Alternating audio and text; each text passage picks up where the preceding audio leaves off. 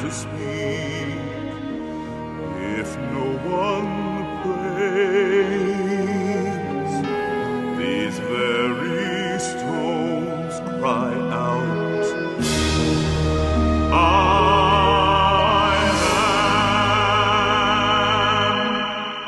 am. Shalom, hello again.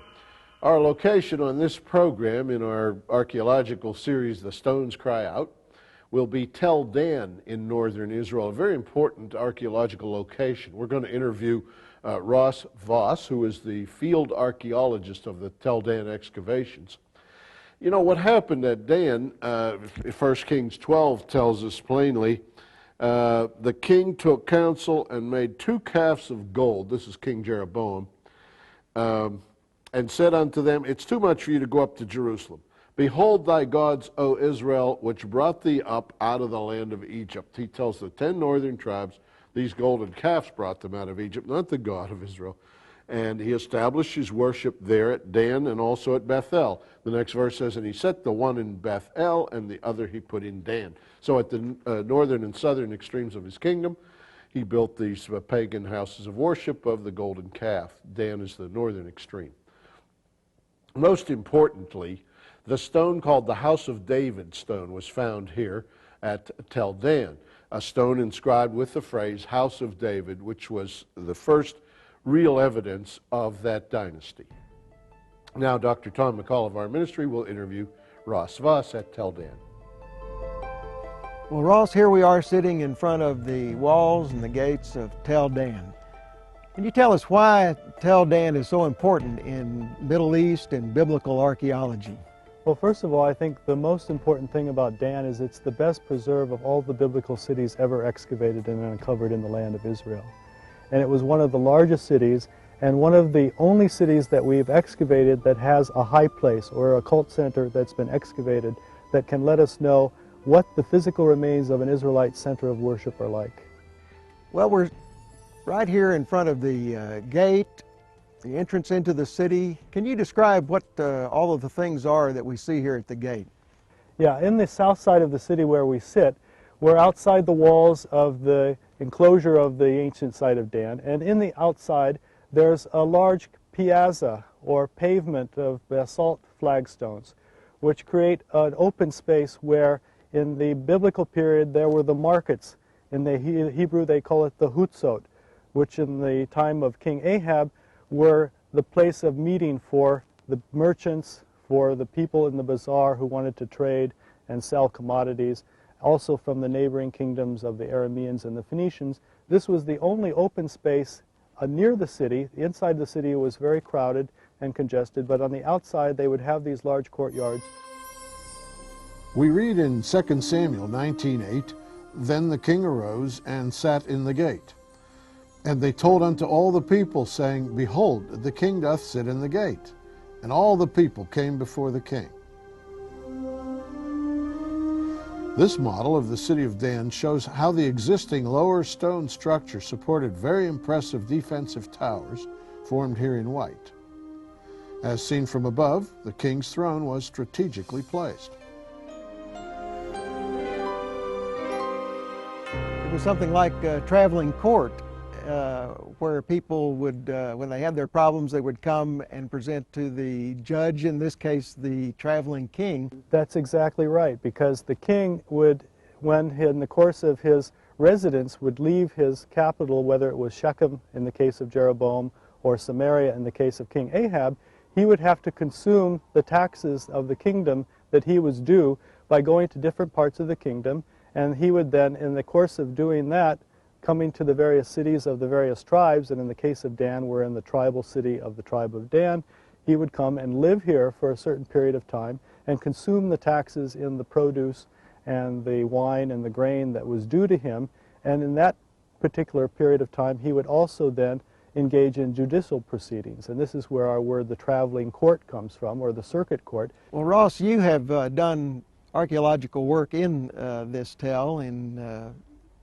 times past, and we understand and have heard about this famous House of David stone that was found here, a couple of so years ago. What is, how and where was that famous stone found? Inscription was discovered really by accident, as most great archaeological discoveries usually are. In the course of restoring the walls of the city so that we could turn the site of Dan into an archaeological park and visitors could come and see how impressive the fortifications were and the place where the king was sitting as well. We found these rooms on the outside piazza, which we're calling the hutzot, or the bazaars, and in the walls that I'm sitting on we found one piece of inscription which for the first time outside the Bible gives us the name Beit David. In Hebrew that means House of David. Chief archaeologist and finder of the stone, Dr. Avraham Biran, translates from the Aramaic chiseled in this most important find. You see, the words are separated by dots.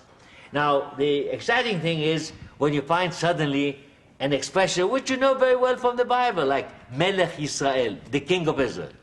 The word Melech, king, Yisrael of Israel, king of Israel, written in ancient Aramaic script, and below that, another line, and you have the last letter of the word king, of the word Melech, similar to the one before, the last letter of the word king, Chaf, Melech, and then next to it is Beit, Yutaf, Beit, house, Dalet, David, house of David, without a dot between.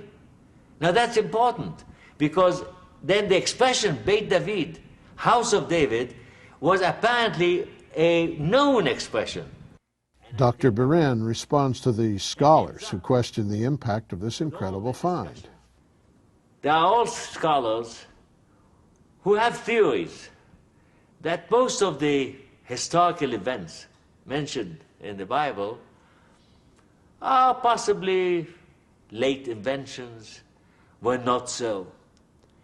And since the house of David, for example, the name, the expression, and the name David, for that matter, was never found outside the Bible, people used to say, well, you know, people invented a legend. So now you have evidence on stone, engraved on stone, of the expression Beit David, house of David. And I think that ends up with all the discussions of the existence of and that means, Beit David means the dynasty of David. So, and this is written according to archaeological, leave the Bible, on epigraphic grounds, in the 9th century, say about 100 years, 150 years after David's existence. We read in the Bible that Jeroboam I, who broke away from the southern kingdom in Jerusalem and established the northern kingdom of Israel, established at the same time cult worship, or the cult with the golden calf. And one of the main places was here in Dan. Is there any evidence that such a cult existed here? Yeah, and one of the exciting things about the work that I was able to participate in was supervising the area of the high place. What we call the high place in Hebrew is Bama. That was the site where the golden calf was established and set up by Jeroboam. Now the calf in the biblical tradition was not an object of worship. It wasn't to be an idol that the Israelites were equating with the God of Israel. They were very much looking at it like the cherubim in the temple in Jerusalem that Solomon had built, as the throne or the footstool for the deity. This is the entrance to the high place, or Bama in Hebrew. Entering this gate, the people would bring their offerings of bulls and young calves for sacrifice. The metal frame shows the exact size and location of the original stone altar. Priests would ascend the steps and lay the animal on the fire of the altar. A flat stone platform can be seen in back of the metal frame on which Jeroboam placed the golden calf referred to in 1 Kings 12, 28-31. We have in the destruction of the city of Dan by the Assyrians, who ended the kingdom in 733 BCE, we have a room where an altar was found with the vessels used in the sacrifice. We have the iron shovels, the censers that took the coals off the altars, and the incense out of the incense altars that were burned to the deity. And we have a beautiful bronze libation bowl which was poured as an offering to the deity as well. So this validates the historicity of the cultic worship that was described in the Hebrew Scriptures. It gives us our first tangible evidence of what the dimensions of a high place are like. If we look at the biblical description of the tabernacle in Exodus in the time of Moses, and we look at the measurements of the high place, the altar, which is 10 cubits on a side, roughly 5 meters or about 5 yards to a side square, that was the size or the prescription for the size of the sacrificial altar mentioned at Sinai that Moses was to build for the burning of the sheep and the goats and the bulls. At Dan we have an altar that fits exactly those dimensions. And then the altar in the tabernacle is to be 10 meters in front of the tabernacle, which was the tent shrine that housed the Ark of the Covenant. And in the high place, what we call the bama, we have a podium which is exactly of the same dimensions as the size of the tabernacle or the tent shrine north of the altar. So that shows us here that in Israelite worship, they're following a formula or a prescription that goes back to an ancient tradition that we can demonstrate exists here at Dan in the 9th century BC, in the time of King Ahab.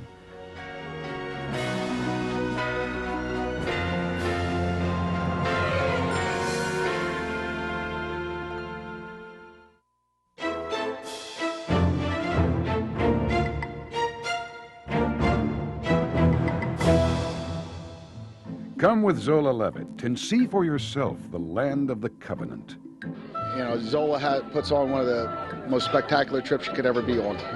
The whole group, everybody just puts everything together. It's spectacular. With what was chosen for us to do, as well as who guided us, who spoke with us, the other people on the trip, it was wonderful. Other people said they went on cruises and trips like this, and it was all historical, and they saw a lot of sights, but this was spiritual, and this was really good. So I'm really glad I picked Zola Levitt's group to tour the Holy Land. Tour the Holy Land with Zola Levitt. Call or write for more information.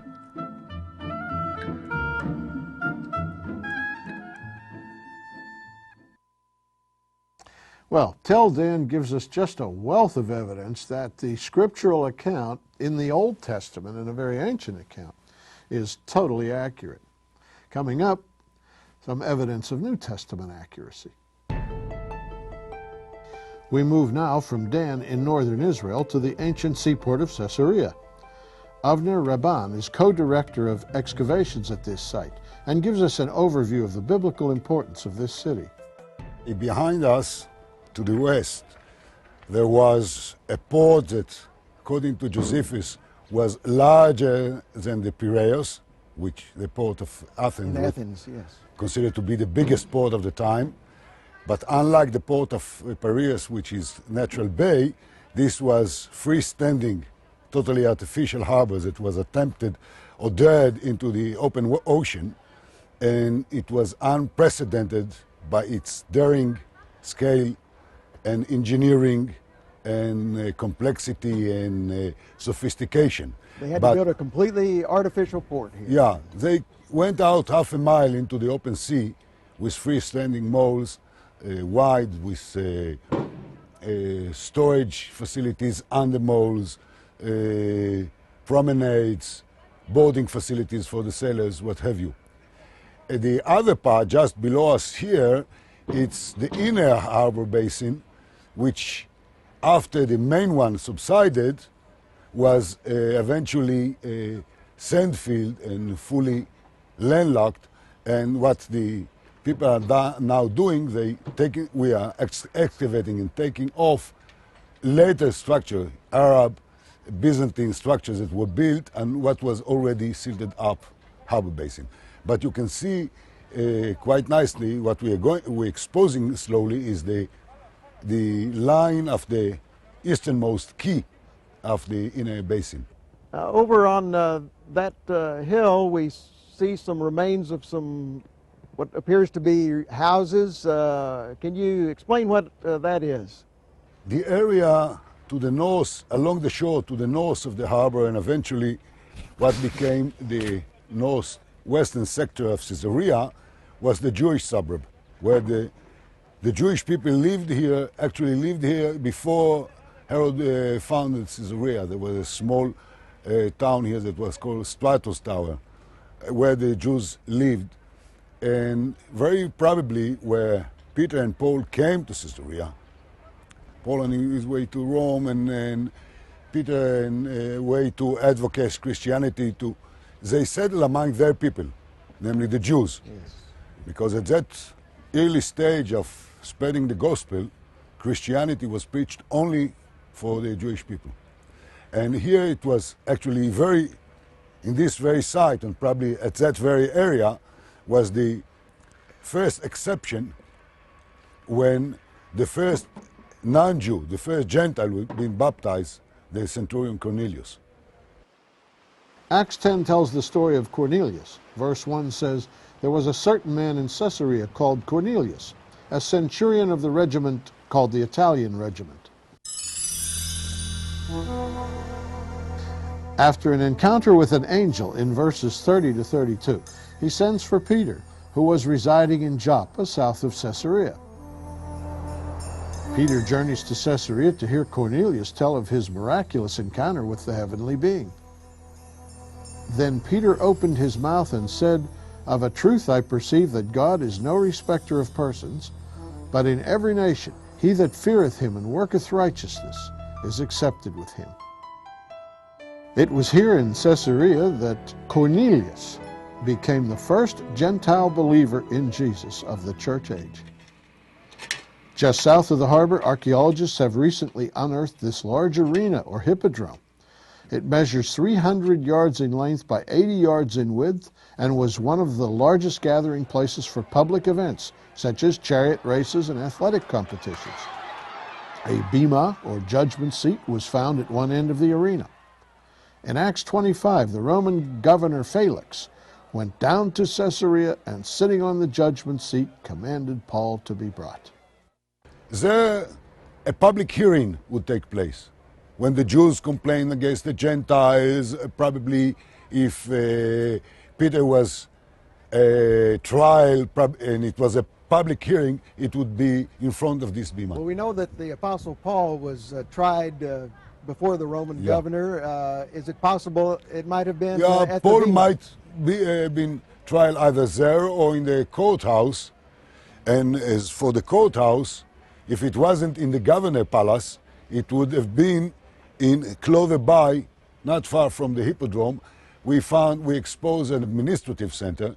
A municipal building. It's a jurisdictional building more than an administrative one, where at least the civil court sat. I don't know if the criminal court was there. And there we found the various inscriptions and written documents attesting that this was there was the legal archive of the city was there, of probably of the whole province. So tariffs might have been paid there. Tariffs, ships coming and dues, going. yes. People coming and living in the city. Fines would be paid there, and probably people would try for fines there. And because we found below this courthouse some underground vaults, probably some prisoners were being kept there before being tried or after being tried. If Paul being tried there, and we know from the scripts that he was kept in prison, it might be, this is one of the candidates that cannot be ruled out. You mentioned, Avner, about the Roman temple that was built here in Caesarea, not far from here. Would you take me over there and show us what's located? It's over here. Let's come and show you. It may come as a surprise to learn that Herod the Great was responsible for building another temple besides the magnificent one in Jerusalem. The one in Caesarea, as we'll see, was built for Caesar Augustus.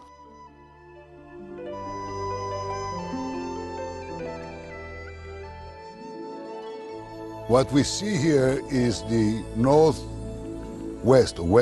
northwestern corner of a very massive pediment on which the temple Herod built for Augustus in Rome was located, and it goes 30 odd meters that direction toward the south, and about this side was over 54 meters, which are 50 by 100 cubits, royal cubits, which are the exact same measures as the temple Herod built for the Lord in Jerusalem. So Herod not only built the temple in Jerusalem, which we're very familiar with, but he also built a Roman temple here in Caesarea. Yeah, because Herod play a kind of ambiguous game, being a pious Jewish king for his people and a very obedient Roman client for his masters, in the imperial masters in Rome. And who is this temple dedicated to? To two deities, the goddess Rome, or the Roma, and the deified Augustus, which at that time was suggested to be eventually a god, or be worshipped as god. Now, about the dimensions of this temple, some have suggested it's similar to the temple in Jerusalem. Yes, is that correct? Yes, I just mentioned the dimensions are the same. Probably the architectural order was different. In Jerusalem it was Semitic architectural order or Oriental architectural order. Here it was Hellenistic or Roman Hellenistic order, classical order of, architectural shape with architrave, Corinthian capitals and what have you. Did it look something like the Parthenon in Athens? A bit smaller in size, but not unlike it, the general shape.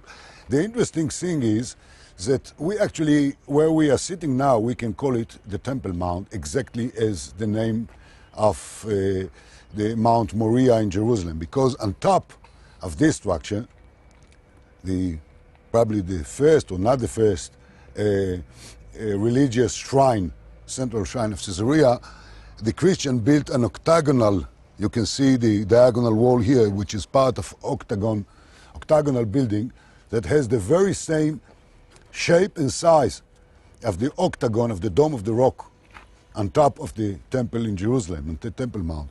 On top of that, the Muslims built, you see this paved courtyard here, this was the great mosque of the Muslim. So at the very end of it, there is, you hardly can depict the apse of the first Christian church when the Crusaders took the city. They purified and returned the mosque into a church. And eventually the last structure is this, you see the three apses of huge cathedral. This was the 13th century Christian cathedral of the Crusaders, named after St. Paul, by the way, and this was the last religious shrine on the very same spot. So there were successive shrines with each occupation here, the Roman, the Byzantine, the Muslim, Arab, and the Crusaders. Yes. All using this site as a place of the Usually shrine. it's a tradition of the secrecy of a special single spot retained, even if there is change of population and change of religion.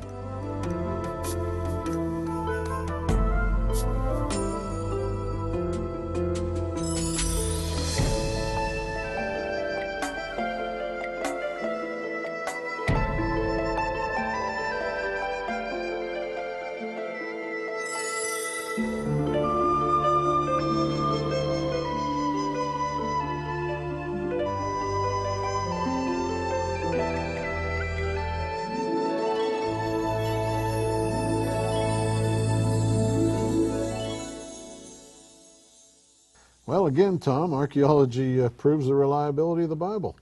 Yeah, as has been indicated already in the show here, before they found the House of David stone in Dan, the critics used to say that David never existed, that the House of David didn't exist, that this was just a mythical concept that later writers had foisted upon the Bible.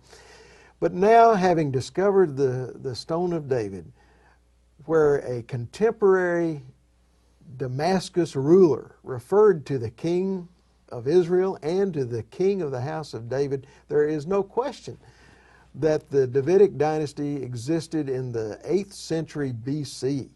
And so it's a great evidence and proof that David not only existed, but his descendants had a dynasty that reigned in Jerusalem, just as the scriptures say. Sure, and a period longer than United States history later, the stone gives evidence of that dynasty, I mean after him. Exactly. Yeah. The Pilate stone at Caesarea, you know, for many years they said Pontius Pilate doesn't exist, part of this mythology around the mythical figure of Christ. And here was a stone that they found in Caesarea that had been used as a paving stone during the Crusader times. Yes. It became uncovered, and there it is his name, Pontius Pilate, the procurator of Judea, just like the New Testament says. You know, when they build out of stone, they better, if you're going to cover the evidence, you're going to cover it pretty good. It stays there, whatever you carve into it. I guess that's why God had to build the whole Jerusalem out of stone. It lasts. Yeah. Tom, I want to thank you for your help with the series and coming out to help us do these programs. Thank you very much. Sha'alu Shalom Yerushalayim. Pray for the peace of Jerusalem.